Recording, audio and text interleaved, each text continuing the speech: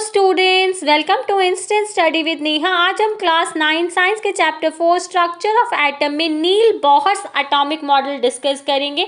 तो let's just start with this model.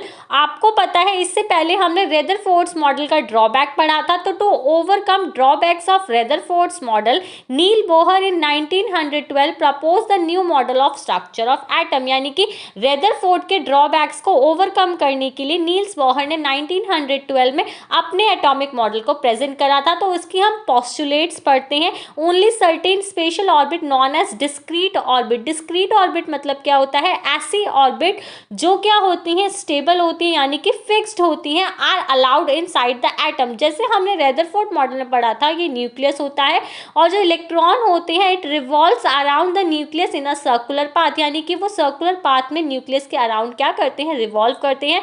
और जब ये रिवॉल्व करेंगे तो ये अपनी एनर्जी को रेडिएट करेंगे यानी कि अपनी एनर्जी को लूज करेंगे and eventually they will fall into the nucleus. यानी कि वो न्यूक्लियस के अंदर गिर जाएंगे, जिसकी वजह से जो हमारा एटम हो जाएगा it will become highly unstable. यानी कि वो स्टेबल बिल्कुल भी नहीं रहेगा, क्योंकि न्यूक्लियस में प्रोटॉन पॉजिटिव एंड इलेक्ट्रॉन यानी कि पॉजिटिव नेगेटिव जब आपस में मिलते हैं तो वहां पे आपको कोलैप्स देखने को मिलता है, जिसकी वजह से जो रदरफोर्ड का एटॉमिक मॉडल फेल हो गया। तो जो नील्स बोहर थे उन्होंने अपने मॉडल के अंदर बताया कि जो न्यूक्लियस के अराउंड जो इलेक्ट्रॉन्स रिवॉल्व करते हैं, they revolved around in a discrete orbit. यानी कि जो उनकी ऑर्बिट होती है वो बिल्कुल स्टेबल होती है, फिक्स्ड ऑर्बिट होती है, जिसकी वजह से वो एनर्जी क्या है? लूज नहीं करेंगे। ये चीज़ आपको क्या रखनी है? अच्छे से याद रखनी है। इसके बाद उन्होंने सेकंड पॉइंट बताया हमें कि वाइल रिवॉल्विंग इन डिस्क्रीट ऑर्बिट, यानी कि जब वो डिस्क्रीट ऑर्बिट में रिवॉल्व करते हैं electrons do not radiate energy. यानी कि जब अपनी फिक्स्ड ऑर्बिट में, अपनी स्टेबल ऑर्बिट में घूमते हैं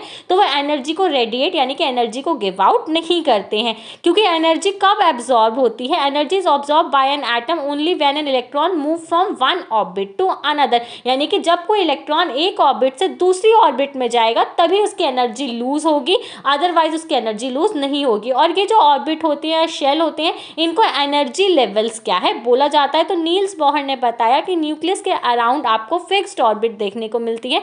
शेल्स बोला जाता है के first shell, L second shell, M third shell and N हमारा फोर्थ शेल होता है। इन्हीं शेल्स में fixed number of electrons revolve करते हैं, वो एक ऑर्बिट से दूसरी ऑर्बिट में नहीं जाते हैं, जिसकी वजह से जो हमारा एटम होता है वो स्टेबल बन जाता है। सो यही नील्स बोहर ने प्रेजेंट करा था। So that's all for today. If you have any doubt let me know in the comment section.